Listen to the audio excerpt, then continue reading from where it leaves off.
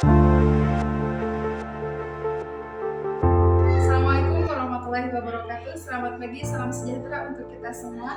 Selamat datang dalam video pernyataan diri dosen dalam unjuk kerja Tridharma Perguruan Tinggi. Perkenalkan, nama saya Yanti Antiris SHMH, dosen tetap di Prodi PPKN Fakultas Ilmu Pendidikan Universitas Muhammadiyah Mahakarya Aceh.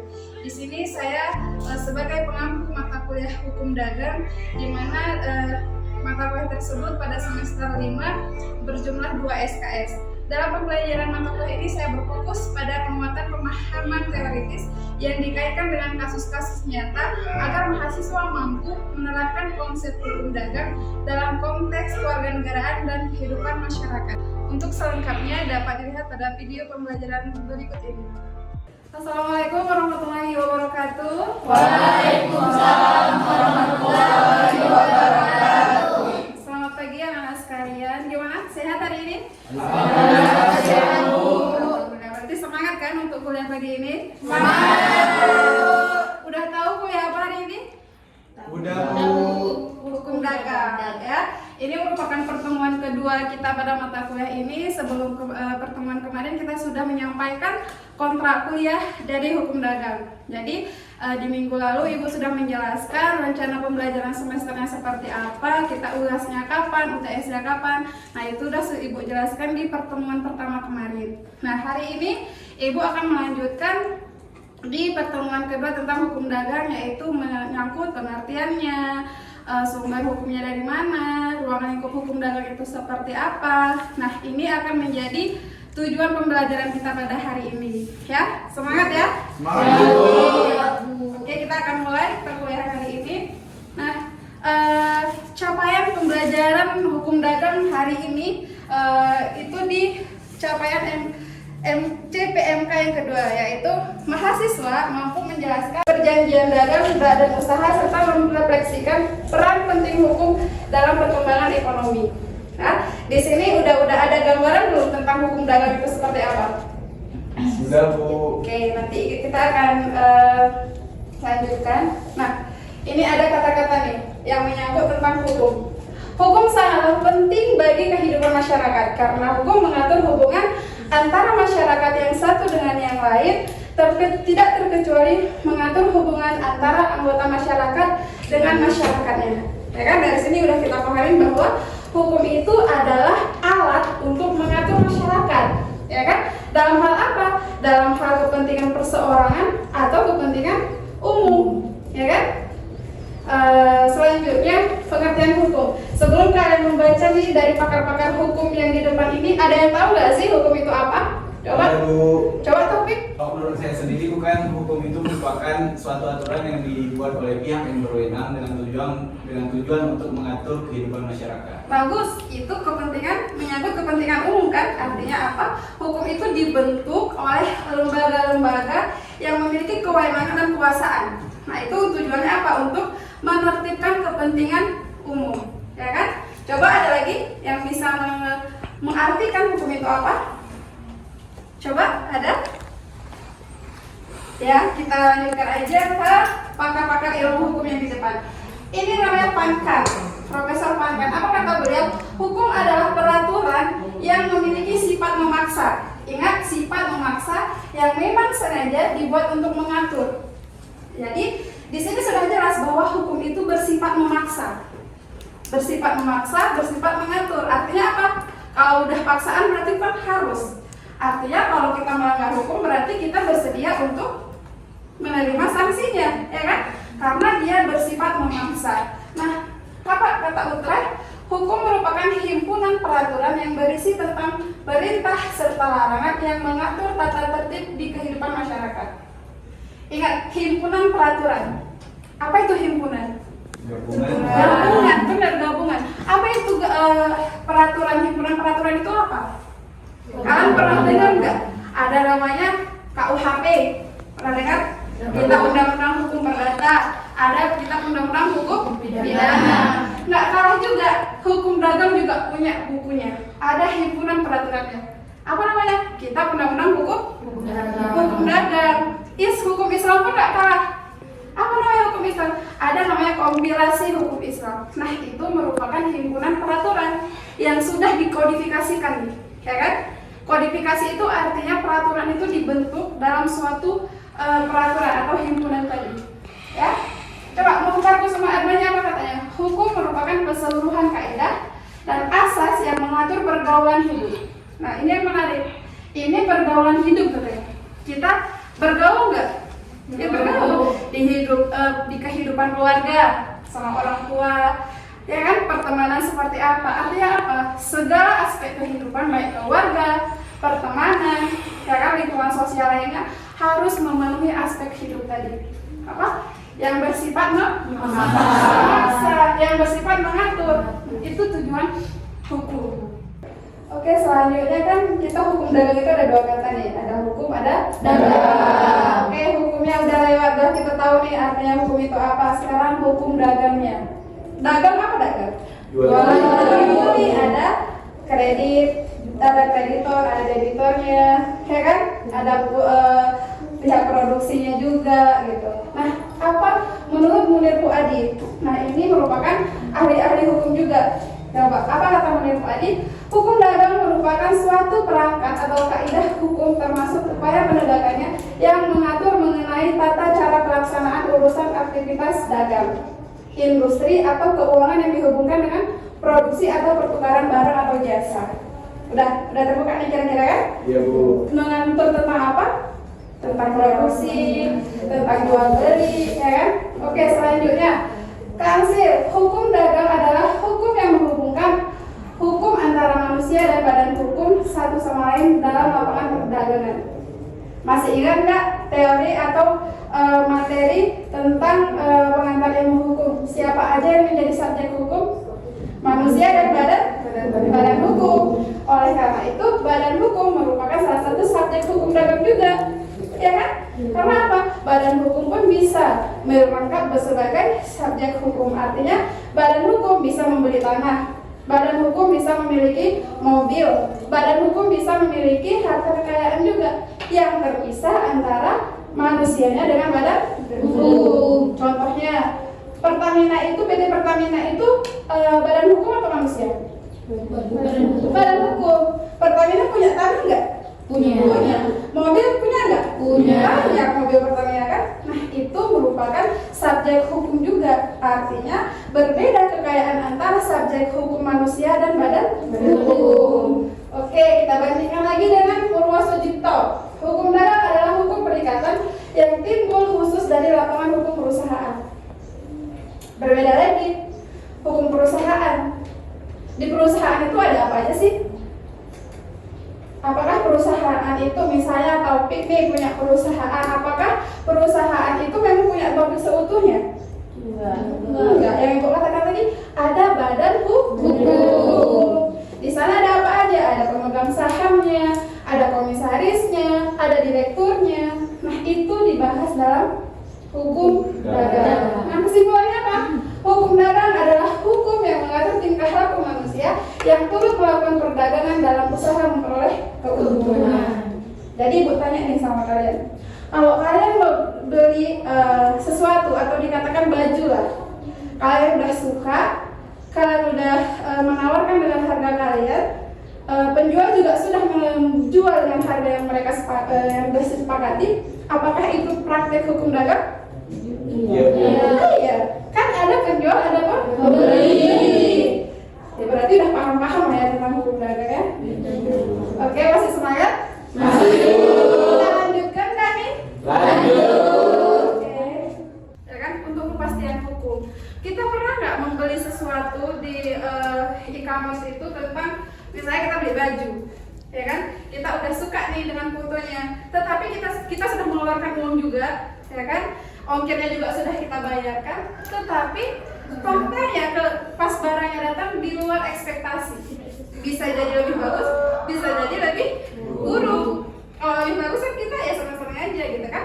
Nah, kalau barang itu lebih buruk datang itu bagaimana? Kecewa nggak? Kecewa pastinya. Itu di dalam aplikasi TikTok itu kan ada aduan, benar nggak? Ada aduan, ada namanya ulasan. ya kan? Bagaimana ratingnya nanti toko itu bisa naik atau turun? Itu kan dari situnya dilihat. Berarti hukum dagang di sini terjamin dong, ya kan, dalam praktek, ya kan? Kita bisa aja nih, barang ini tidak sesuai, barang ini tidak sesuai ekspektasi, atau barang yang dikirimkan salah, itu bisa kita beri ulasan atau penilaiannya. Nah, itu menjadi poin penting untuk si tokonya. Kenapa? Kalau banyak ulasannya jelek, berarti tokonya nanti dilihat jelek dong sama orang. Kayak Ibu katakan tadi, apa kata si Kamsir tentang hukum perusahaan? Nah, ini masuk ke situ. Keempat, memberikan perlindungan terhadap suatu pelaku ekonomi atau pelaku dagang. Ini kan hukum itu memberikan perlindungan yang kepastian. Berarti dilihat dong sama fungsi yang keempat ini. Iya, Bu. Iya dong. Ya, yang kelima, mewujudkan dagang yang aman dan adil untuk semua pelaku dagang. Kenapa? Kenapa dia itu menjadi tujuannya? Mewujudkan dagang yang aman. Kalian pernah nggak dengar hak cipta? Pernah, Bu. Merek pernah dengar nggak? Pernah, Bu. Tahu nggak undang-undangnya? Belum, Bu. Belum. Undang-undang hak cipta itu kan nomor 28 tahun 2014. Apa sih yang diatur di situ? Artinya misalnya nih, si Sahri ini memiliki suatu produk, ya kan? Bagaimana seseorang agar tidak mencipta atau mengambil hasil dari produk si Sahri, ya kan? Maka diciptakan, maka harus terpenuhi dulu hak ciptanya. Benar nggak? Hak cipta itu diambil dari mana? Bagaimana kita untuk mendapatkan hak cipta itu? Kita mendaftarkan harta kekayaan intelektualnya, benar nggak? Iya. Kalau sudah kita daftarkan, itu sudah sah milik kita. Kalau orang melakukan hal yang sama, berarti bisa kita tuntut, ya kan? Tuntut aja. Kenapa? Dia menciplak atau plagiasi. Oke. Selanjutnya, fungsi hukum dagang. Oke? Coba Ibu tanya fungsi hukum dulu deh, apa? Yang tadi yang dikatakan oleh Utrecht apa tadi? Menegakkan hukum yang bersifat apa? Memaksa dan mengatur. Jadi coba, fungsi hukum dagang yang pertama, menjadi sumber informasi yang bermanfaat bagi pelaku dagang. Artinya apa? Dagangannya itu dilindungi loh, asal harus didaftarkan dulu. Kalau nggak didaftarkan, dia kan nggak sah miliknya. Yang kayak bilang tadi, Sahri punya produk harus didaftarkan. Kalau enggak, ya bukan punya Sahri, punya umum misalnya, walaupun itu Sahri pencetusnya. Nah, yang kedua, pelaku dagang dapat lebih mengetahui hak dan kewajibannya. Ingat, pelaku dagang. Siapa pelaku dagangnya? Penjual bisa ada pembeli, atau misalnya kalau sudah taraf yang lebih tinggi ada ekspor dan impor, ya kan? Yang ketiga, pelaku dagang lebih memahami suatu hak-hak dan kewajiban dalam suatu kegiatan dagang. Kegiatan dagang itu apa sih? Apa tuh gitu? Jual beli, ekspor impor, ya kan? Dalam perusahaan juga pasti ada. Perusahaan itu menciptakan apa? Apakah menciptakan jasa? Apakah menciptakan suatu barang? Kalau perusahaan yang menciptakan suatu barang, pasti dong tujuannya konsumen, benar gak? Ada nggak orang membuat usaha atau bisnis dalam bentuk perusahaan, tetapi tujuannya bukan untuk dijualkan? Ada nggak? Nggak ada. Oke kan? Perusahaan jasa misalnya, kayak Gojek, Grab, itu kan perusahaan jasa. Yang dijualnya apa? Ya jasa. Ya kan? Tujuannya apa? Ya penjualan juga. Perusahaan yang berbentuk barang misalnya, banyak kan minuman kemasan atau mie instan atau lain sebagainya, itu bisa menjadi contoh. Tujuannya apa? Penjualan.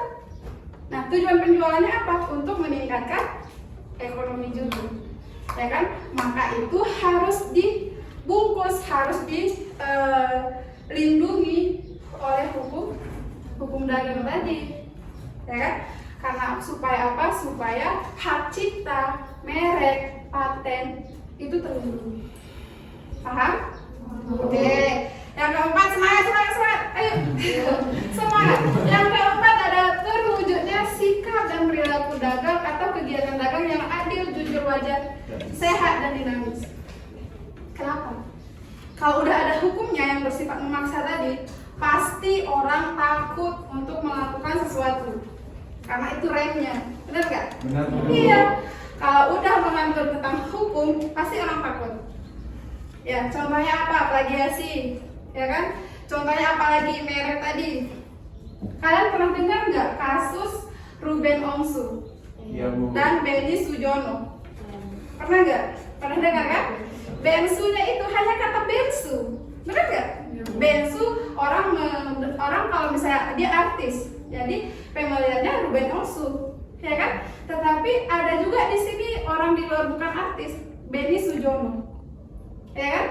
Disingkat jadi Bensu. Siapa yang kalah di sini? Ruben Onsu yang kalah. Kenapa? Karena Benny Sujono lebih dulu mendaftarkan hak cipta, mereknya, patennya ke hak kekayaan intelektual. Oke, kita lanjutkan mengenai ruang lingkup hukum dagang. Ini nggak jauh-jauh dari yang udah Ibu jelaskan tadi. Coba lihat ruang lingkupnya itu mencakup tentang bentuk badan usaha. Pernah dengar nggak? PT Firma Civic. Pernah dong pastinya, ya kan? Kegiatan jual beli ini yang kita terapkan atau kita aplikasikan dalam kehidupan sehari-hari, ya kan? Itu pasti terjadi setiap hari. Investasi atau penanaman modal, udah pernah belum di sini yang punya saham? Belum punya atau investasi di tanah misalnya atau bangunan? Belum ya. Ketenaga kerjaan termasuk pembiayaan, jaminan utang dan surat berharga, ya. Hak kekayaan intelektual yang sudah Ibu jelaskan tadi ada hak cipta, merek, paten, desain industrial, rahasia dagang juga. Nah, itu termasuk ke dalam ruang lingkup hukum dagang itu sendiri.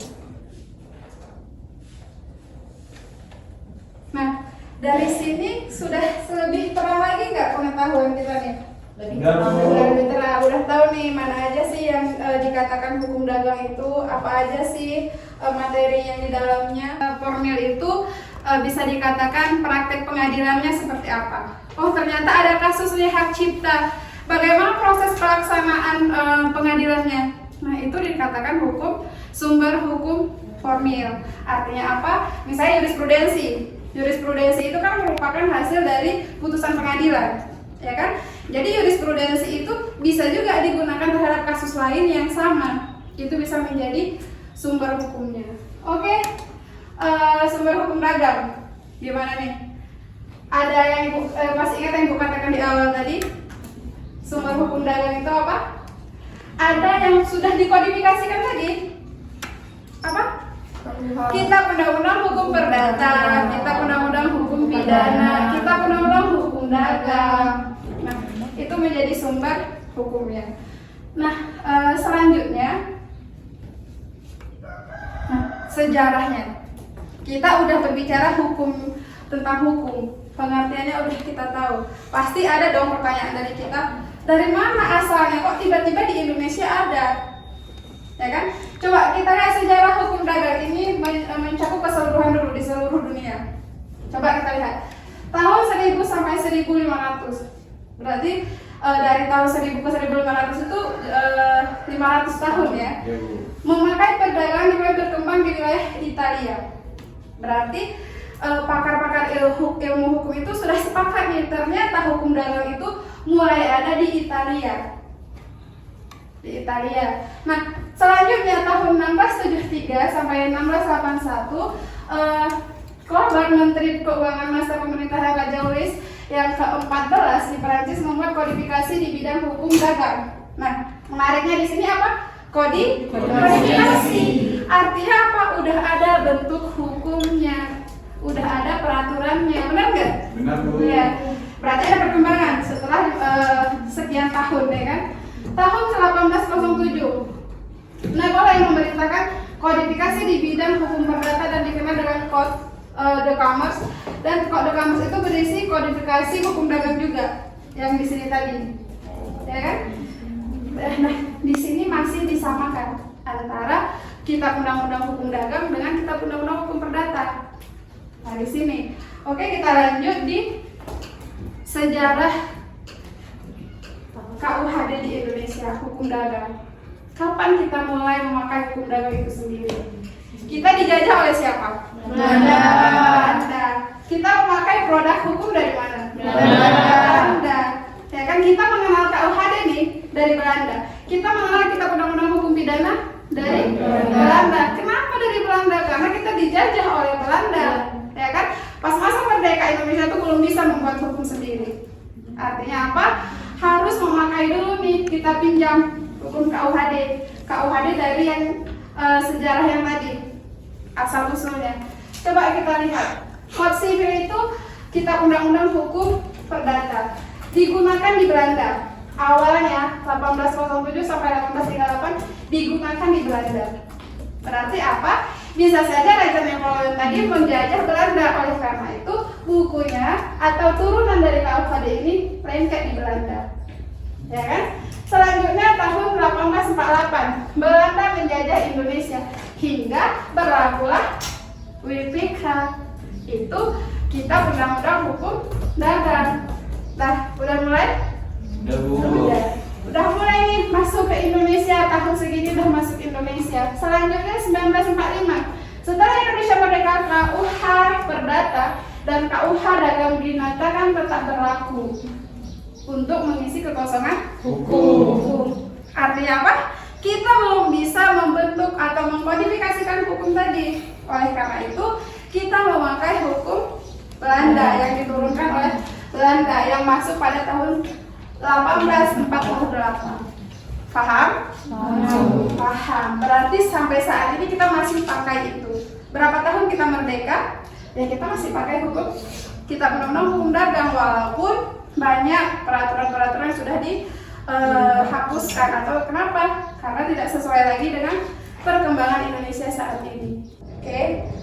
Selanjutnya untuk lebih lagi memahami tentang hukum dagang, Ibu mau membagi kalian ke dalam 3 kelompok, di mana setiap kelompoknya memaparkan contoh kasus hukum dagang, bisa itu hak cipta, merek, paten atau lain sebagainya. Supaya apa? Supaya kalian lebih mengerti lagi bagaimana implementasi hukum dagang itu di dunia nyatanya, gitu ya. Oke, ini mungkin bisa satu kelompok, yang di tengah satu kelompok, yang di ujung bisa dibuatkan satu kelompok. Kita buat bundar aja supaya lebih enak nih interaksinya antara saya dan teman-teman sekalian. Oke, bisa kita buat? Bisa, Bu.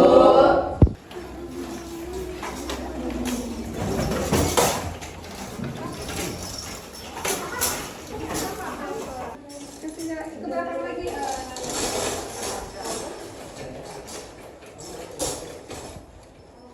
Kakak mau gudang garam atau yang Nike? Terserah.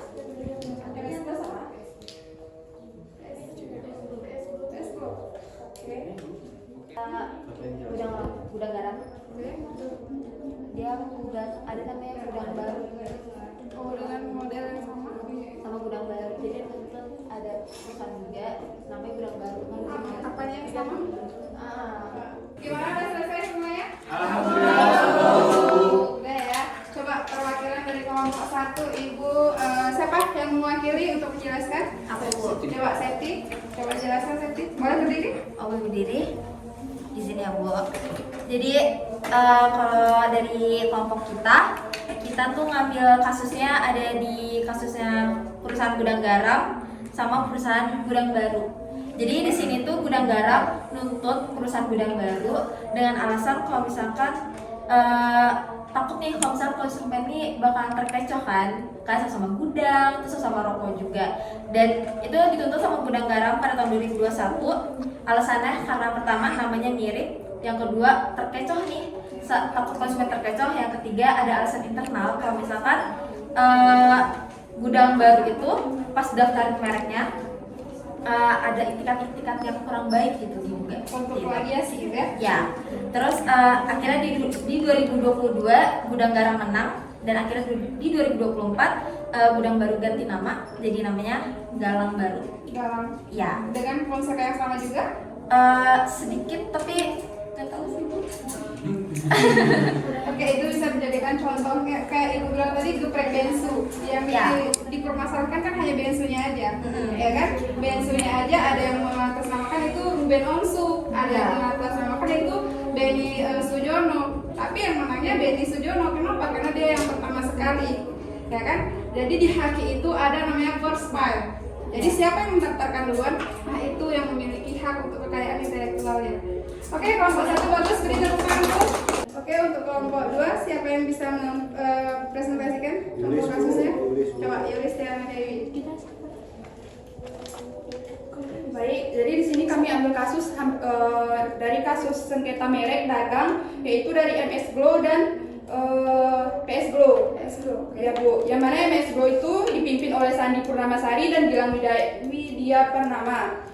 Sedangkan PS Glow itu milik dari Putra Siregar. Dimana kasusnya itu hampir sama dengan kelompok 1 Bu. Di sini mereka mempermasalahkan tentang namanya itu MS Glow dan PS Glow yang mana hampir sama. Kemudian logonya juga hampir sama. Yang mereka mempermasalahkan itu Bu, merek tersebut gitu. Kemudian MS Glow ini menggugat PS Glow di Pengadilan Negeri Medan pada Maret 2022 karena merasa PS Glow meniru merek mereka. Dan di bulan Juni MS Glow memenangkan persidangan tersebut. Kemudian selanjutnya Bu, di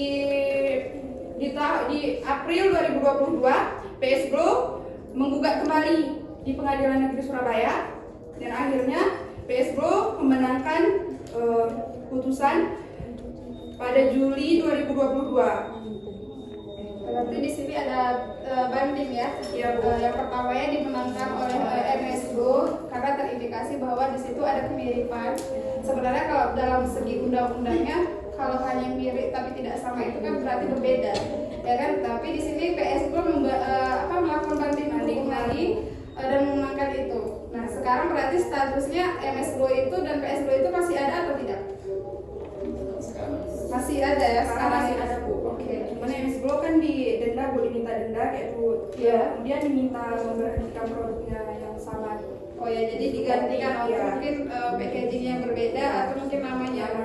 Oke, terima kasih kelompok 2, beri tepuk tangan dulu. Oke, mahasiswa sekalian, sekian tentang perkuliahan hukum dagang yang mana kita sudah membahas tadi pengertian, ya kan? Pengertian hukum dagang seperti apa, sumber hukum dagang, tujuannya apa, fungsi hukum dagang.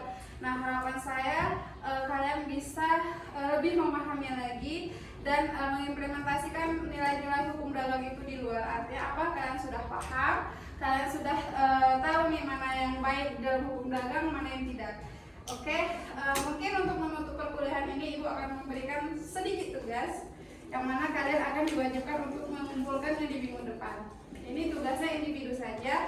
Kalian boleh mencari contoh satu kasus yang mana kasus tersebut sudah ada putusan hakimnya, ya kan? Jadi kalian menjelaskan bagaimana kronologi dari kasus tersebut. Yang kedua, apa yang digugatkan dalam kasus tersebut. Terus yang terakhir, putusan hakimnya yang penting, ya kan? Berapa tahun dan alasan hakim memutuskan sekian tahunnya atau dendanya berapa itu nanti kalian jelaskan di dalam tugas. Jadi apa? Harus ada putusan hakimnya. Paham? Bisa nggak kita kumpulkan minggu depan? Bisa. Alhamdulillah. Mungkin sekian perkuliahan kita hari ini. Mungkin kita menutupnya dengan doa dalam hati saja. Berdoa selesai, semoga ilmunya lebih bermanfaat lagi. Ibu tutup. Wassalamualaikum warahmatullahi wabarakatuh. Waalaikumsalam warahmatullahi wabarakatuh.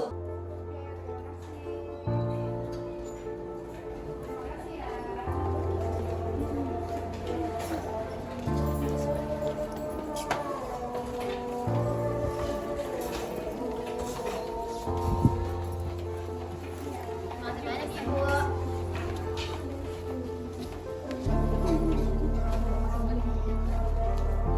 Demikian penjelasan singkat mengenai mata kuliah hukum dagang. Semoga apa yang telah disampaikan dapat memberikan gambaran yang jelas tentang kontribusi saya dalam bidang pendidikan dan pengajaran khususnya pada mata kuliah hukum dagang. Wassalamualaikum warahmatullahi wabarakatuh.